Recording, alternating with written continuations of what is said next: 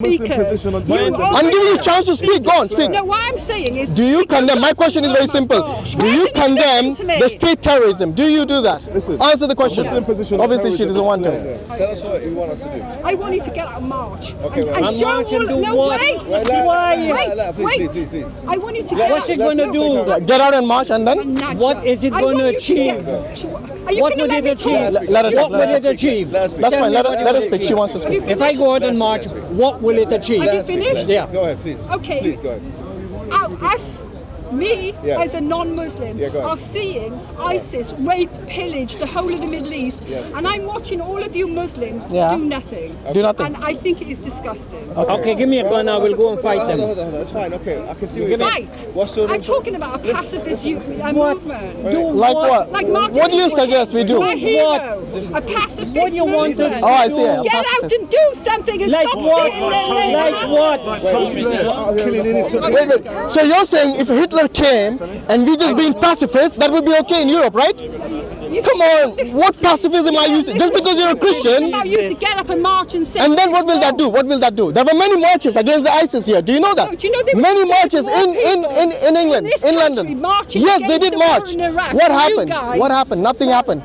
There were nearly a million people who marched against the war in Iraq. Did anything happen? Nothing happened. They went on with it anyway, regardless. It was a false pretext of world. He's giving you a news report, my dear. Calm down. Oh dear. How many Muslims marched? One march. How many marches do you need? That was in December. There's been one 2 weeks ago. Yes. How many do you need? Guys, How many do you need? Could you please let us They know? don't show, the media will not show it. I told You you know 3 why? fingers back Because to people yourself. like you. Six People fingers. like you. Six fingers. Yeah, go away. Because people like You're you. just trying to shut me down. No, You're because- trying to shut me down, man. I will not argue with stupidity. The work is being done. Not everybody can go out. 20 million Muslims marched. Yeah. That's why we're out here in the park doing it. Well, she didn't know that actually. She didn't know that. That's a problem. She doesn't know what the Muslims do.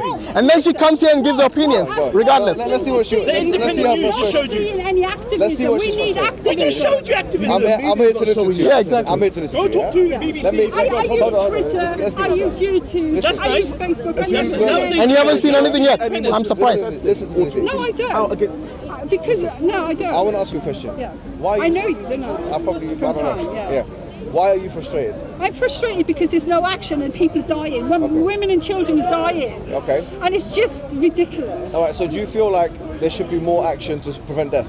No, I think there should be more action Yeah. to help innocent people Innocent dying. people dying. Okay. Yeah. Can I tell you something though? Yeah. I agree with you. Yeah? Yeah. I don't disagree with you. I think there should be more action from Muslims and non-Muslims. Yeah. We don't agree with what they're doing. First of all, as the brother rightly said, we don't agree with what they're doing. We will protect the rights and the honor of Muslims and non-Muslims alike. So I'm with you on that. There is no point of disagreement here. Yeah. But I would like to say something as well. And you seem like a fair-minded person. There's a lot of people on you. That's why you're a bit maybe impassioned there. But let me tell you something, right? I was just recently looking into the case of Burma. Yeah. You know, Burma is a country which is majority Buddhist country. 80% of people in Burma are Buddhist. There's a small group of Yeah, I people know there what you're talking about. called the Rohingya, yeah? Yeah, I know. Who are they? Muslims have been persecuted. Okay, so tell me something about the Rohingya. Well, I don't know much about them. I That's just the know problem. they get Okay, you don't know much about them. Why? Because it's Buddhist terrorists doing it to Muslims, right? Now this doesn't fit the media narrative, does it? Yeah, but you're pulling out a tiny not tiny. section. It's not tiny. So why?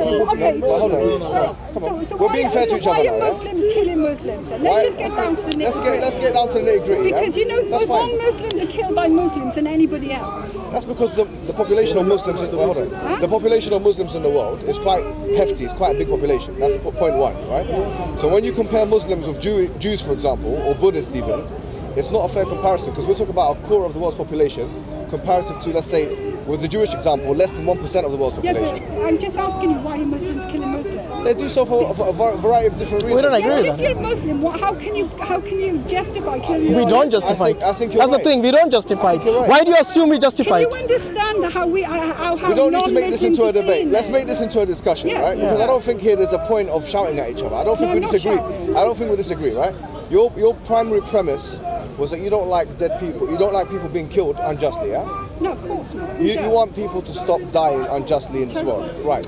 And that's what Jesus preaches. Okay, fine. That's very nice. Yeah, but I'll tell you the truth. If you're talking about Jesus and talk about Christianity, then we have to be also very fair and look at the broad scale of history, right? And if you're asking about why Muslims killed Muslims or why did Christians kill Christians, you know, you have Catholics and Protestants killing each other. It happens, right? Yeah, but Catholics are not Christians. Okay, according to you. Okay, that's fine. All right.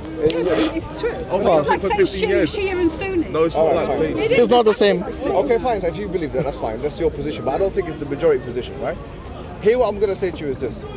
We have to be consistent. Just because we're look at the raw data is what I'm saying, yeah? If we look at the raw data, we'll come to the conclusion.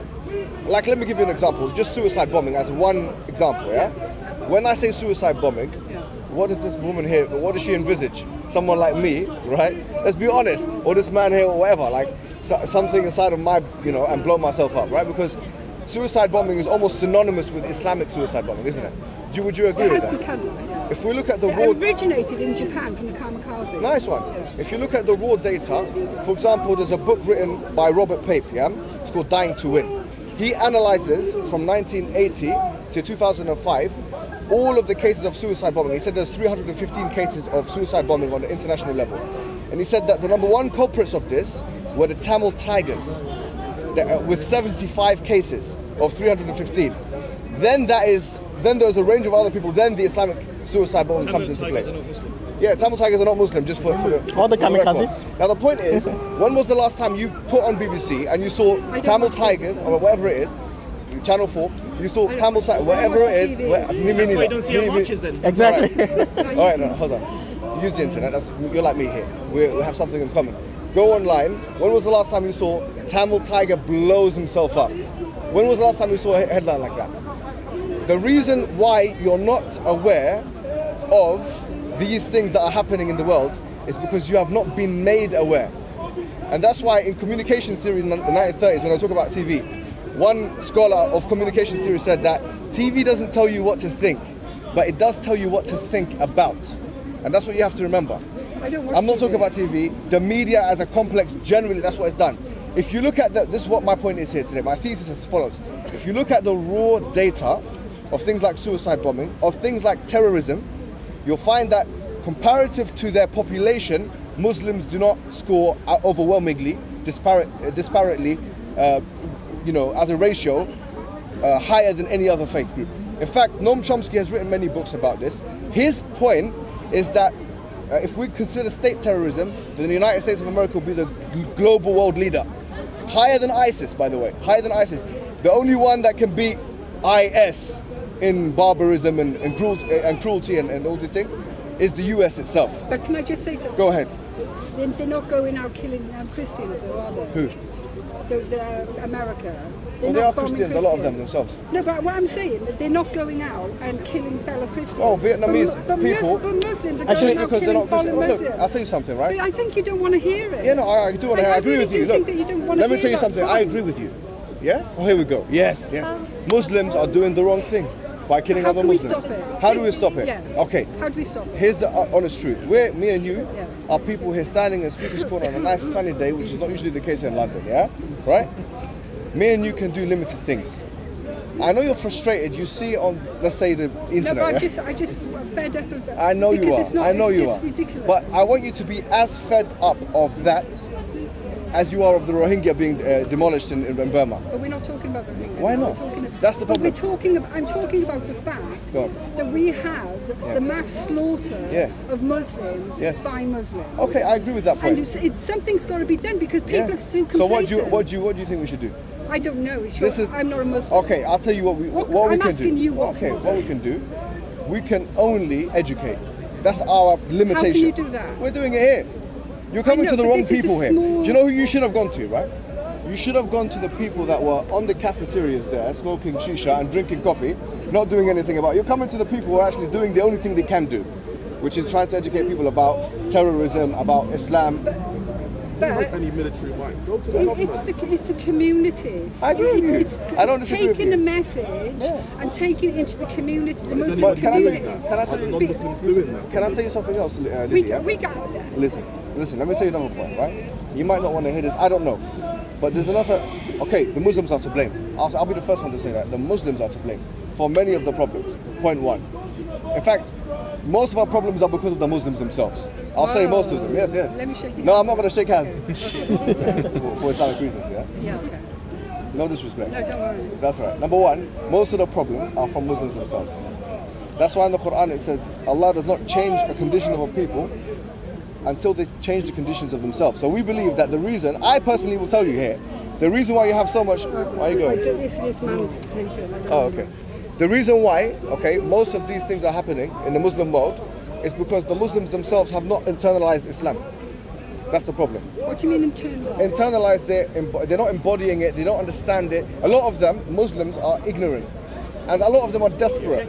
So they have problems. And we're not justifying Can I them. just say one thing? They're the problem. I've been coming for years, here for years, and you were the most honest and thank you very much. and open Muslim I spoke to. Oh, thank you very and much. It's very refreshing. No, I'm happy you say that because Yeah. it shows Yeah, that but we're continue trying to- that, please. Okay, let me say this another point, right? I'll say the truth. Yes, the Muslims are number one. If you had a blame list, I put number one, Muslims are to blame. Why? Because of their nationalism, of their hating each other, racism, of their cultural baggage that they have, the problems that they have, not understanding their religion. They need to be a reform. Listen, but I'm not saying within the religion, I'm saying within the Muslims, right? Muslims, Muslims need to go back to Islam, okay, and go back to it. That's number one. Point two here, I believe that the West has something to do with it. Now, I'm not going to blame the West all the time, but I'll say, look, the truth is, if you look at the colonial, like, 1600s, 17th century, up until the 20th century, 1900, 20th century, yeah? This was a period of colonialism. Now, you might not realize this, but... Yeah, but we had the Ottoman, there was exactly the exactly, same. yeah. So we're both guilty of these things. First of all, let's talk about the majority of Muslims, and this might be something that might shock you, right? Especially in the late 1900s and in the 20th century, the majority of Muslims were not in the Ottoman Empire, they were in the British Empire. Did you know that? They were part of India and Pakistan, all these countries that the British Empire had colonized. So the majority of Muslims were not under Ottoman rule. In the 1900s, the majority of Muslims were under British rule. Point one. Point two, you have to understand, if you look at a world map today, you ask why are Muslims killing each other? Yeah. I'll tell you the reason. Okay? Look at Syria, for example. Yeah. It's one of the most religiously diverse countries in the Muslim world. It's practically Look, bordering on do you know what's secular. happening in Syria today? Happened in Lebanon already. In the 1980s, there was a 10-year war yeah, I know, yeah. in Lebanon. Why? Because when the colonial master drew the lines, yeah, when they said, okay, this is going to be Syria, this is going to be Lebanon, what they did is they intentionally put opposing factions in the same country, such that they would have to dispute over sovereignty, who's going to be in charge. And that has continued to happen both in Lebanon and Syria. That's why you'll find most conflict in that region. And Iraq is something else. It was the lines were kind of already drawn, but something similar happened in Right, Iraq. so let's get back to what you can do. Yes. Because this is history. Something's got to be done now. Because really, as Europeans, we feel like we're under attack. And the thing is, it's brutal. Okay. It's brutal. And yeah, you can say that we're attacking you in Syria. But the thing is, Europe, well, luckily we're not going to be in Europe anymore. After Wednesday, woohoo, bring it on. Every Friday, After start that, talking about this subject. after this, as far as we're concerned, we're open. We let people have mosques. We let everybody have open religion. Yeah. Everybody can do their religion Yeah. the way they want to. And now it's like slam. Yeah. We're letting all of these refugees. No problem. We're Christians. This is what we do. Not and all of now you guys all are of a Christians. sudden, we're faced with Terrorism. a terrorism. Okay, let me tell you something. What are we supposed to do? Let me tell you what you're about supposed to do, right? Yeah. If you ask the question, how comes of all of the European countries, Yeah. if you look at the European countries, the ones that are in the EU, do you want me to give you, because I've done actually research on this, so I'm going to give you the findings right here and right now, yeah? If you look at the European countries, things like the United Kingdom, obviously France, these countries with a large Muslim population, you'll find that terrorism usually happens in those countries, most disparately or comparatively to other European nations. Why? Can I just say something? Go Sorry on. to stop you, Richard. Yeah. Do you think it's possible that this, I don't know, it's from the Quran or Hadith, about if you die as a martyr, you're going to get all these virgins? Yeah. Where's that come from? No, hold on, let me tell you. You're right. What they do is this faction that has always been part of the Islamic kind of, they're called the Kharijites, the Khawarij in Arabic. They have always been part of kind of the community extremists right? And they've always Like what happened? basically. Let me put it this way, yeah. You know, in the Quran, I'm going to simplify it to the lowest common. wanna know where this comes I'm telling you from. where it's coming from. The Quran, if you open it up, yeah, you'll find there's two kinds of verses. There are some verses that talk about peace, and there's some verses that talk about fighting. Yeah. Okay. How do mainstream Muslims interpret these? Mainstream Muslims, when I mean mainstream Muslims, I'm talking about all of the institutions in the world. Yeah. So we talk about, even if we talk about universities, Medina University, even Al-Azhar, Deoband University, all of them. Yeah.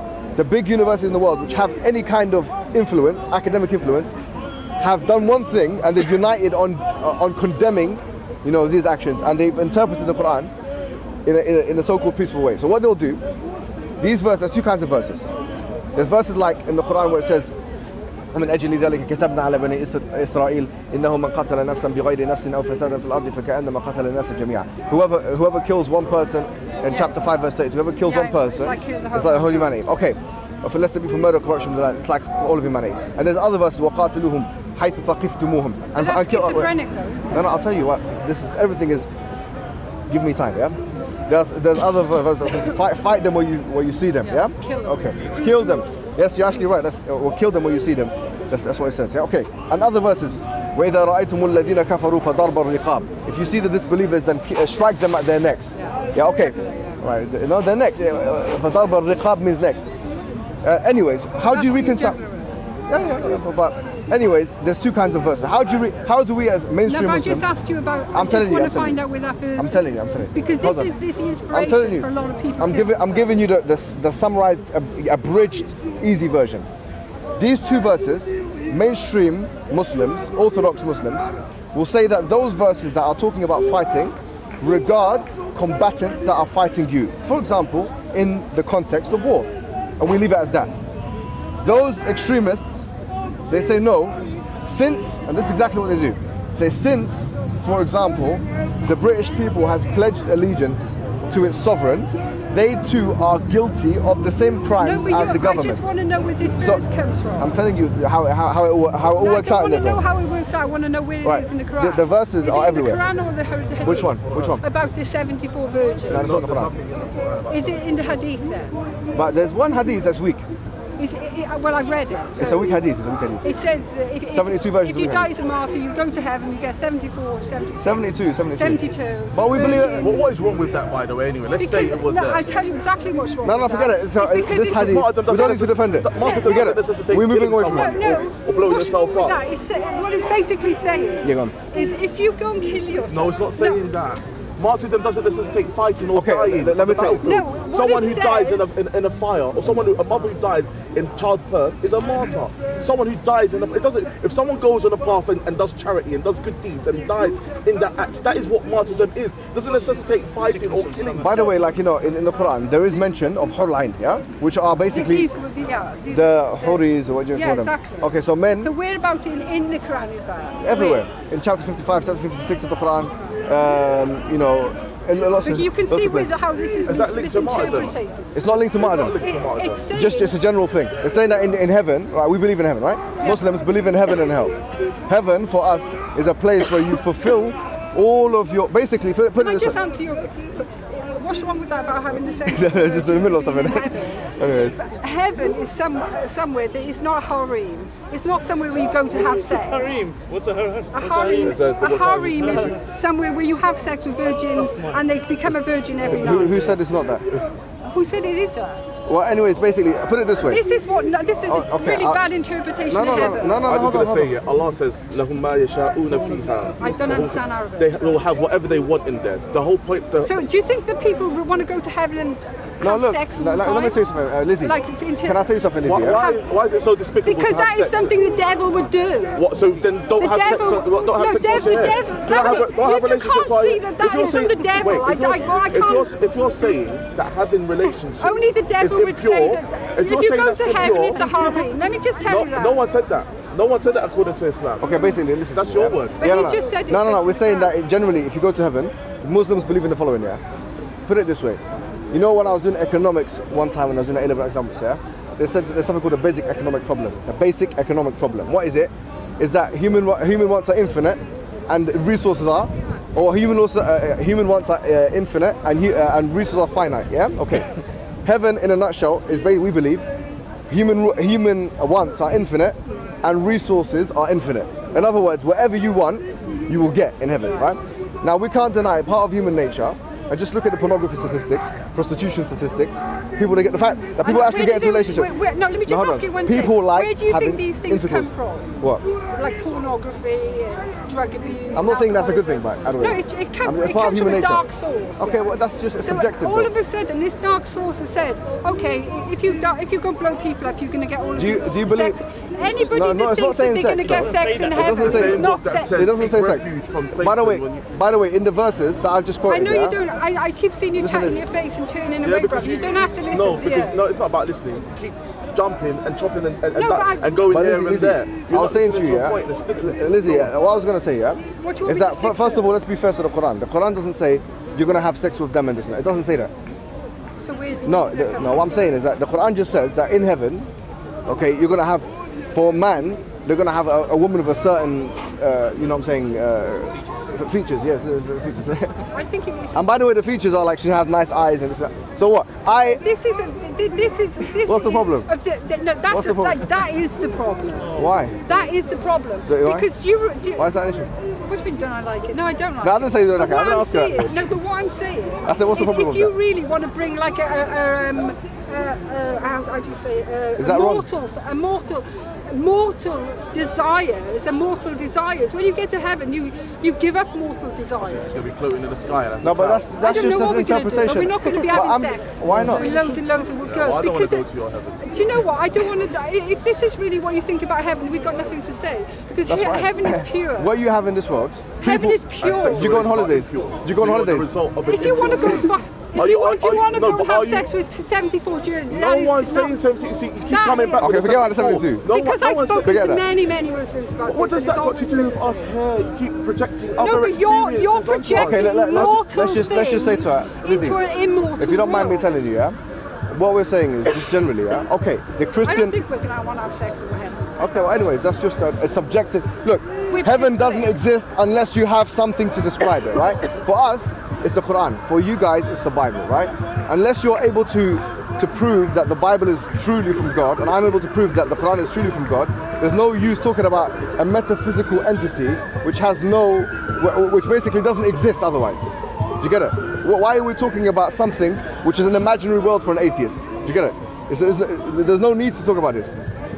What we were talking about before was terrorism, which is a global issue, right? And we were talking about, we're using statistics, how So there's been double if it's standards. a global issue, Go on. what would you say the highest percentage of terrorism is at the moment? I think, according to Noam Chomsky, I've done research on this.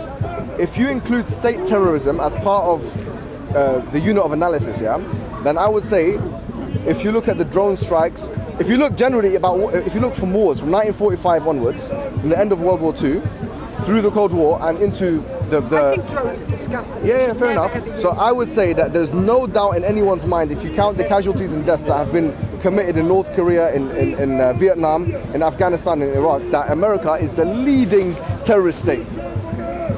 That's my opinion, and that's Noam Chomsky's opinion, and that's basically These numbers is just the reality. Yeah. It's not an opinion. It's Yeah, facts. yes, these are the facts. These are the facts. So I'm saying that, look, no matter what ISIS can do, whatever evil they're doing, yeah, whatever monstrosities they're committing, if they continue doing what they're doing for 50 years, they will still not be able to even come close to the numbers that the US have already set the bar so high. The thing is, you look at ISIS now and how they've established their state, that's exactly how the United States established its states about 200 years ago. All right, so they annihilated a population. They stole it So off I'll say to you one thing. Imagine like 200 years from now, your great-grandchildren or great-great-grandchildren come about and they say, look, I'm from ISIS. And you say, that's a disgusting state. Look how it was founded, yeah? But you say now is that the world has recognized it as a state. We've gotten our borders now. The United States, the parable of that is exactly the same parable of the United States. They have literally established a state through genocide, through going against their treaties with the natives, killing the people there, and then when they established it, now they believe in something called manifest destiny, which by the way in political terminology, if you look at the politics of the United States of America, you'll realize that no president, whether Democrat or Republican, can be elected unless they believe in manifest destiny. What is it? Manifest destiny is the idea of westward expansion, of the United States expanding westward until they basically take over the world. An imperialistic concept that no politician in the United States can get elected unless they believe in. So do you think there's ever... This is ISIS. Do you think But the only difference is they eat chips and Big Macs and they have Hollywood, and ISIS, they do it in a much more direct and graphic and gruesome and primitive way. ISIS put people on crucifixion and this and that. They kill people, I don't know, stone them. These guys put them on electric chairs and torture them in a big complex in Cuba that no one knows what's going on behind it. Do you think there's ever going to be a point in our world when we can just live in harmony? No. No, really? Yeah, basically, let me tell you the reason, yeah? It depends on your conception of human nature, you know? Yeah. Philosophers in the Enlightenment period have grappled with this. If you look at Thomas Hobbes and all of them, the majority of Enlightenment philosophers, they start their philosophy with what is human nature. The majority of them, they say human nature is prone to evil. Okay, I wouldn't say necessarily that that's completely true, but I say there's an element of truth in that. In the Quran it says, فَأَلْهَمَهَا فُجُورَهَا وَتَقْوَاهَا, that God gave human being a propensity to good and a propensity to evil. And generally, in chapter 96 of the Quran, it says that human being has a propensity to transgress. So because human being has all of these vices that inhibit him from living a self-disciplined life, where they can just be content with what they have, power and ego and all these things will drive human being invariably to conquest and to overtaking people and to demeaning and subjugating and subordinating them. And that's the human problem. Now what is problematic is if the West takes this human problem and changes the label and says this is an Islamic problem. That's disingenuous. That's why we can't tolerate it, because that will be saying, okay, the Muslims are unique in you're unique in your murder, you're unique in your expansion, you're unique in this, that and the other. I'll say no, we're absolutely not unique in that. We're a big part of the world population, and we're literally sometimes can mimic the same behaviors as other people of other faiths. But I think what's happening with ISIS is backfiring, because so many Muslims are converted to Christianity or atheism or one of the things. Yeah. And I think it's just... I think we agree here, that's the thing. It's because, Connor, you don't get moments of silent agreement. I know. And this is one of them, guys, ladies and gentlemen. I think here we both understood that actually, we both agree, you would say, yeah? That really, when you look at the statistics, it's no use falling into the ploy of the right-wing extremists in this country and blaming all of the world's issues really on the scapegoat of Islam. Because if we do that, that's not going to deal with the complexities and the nuances of the reality of the world. What we're saying is, let's take a step back and look at the numbers. You see, and terrorism, let me tell you one thing, right? I was personally just looking at some figures from The Guardian, yeah, and they quoted the ONS, the Office of National Statistics. They were saying that terrorism, in general, like, you know, they have the mortality thing and mortality like numbers and that, yeah.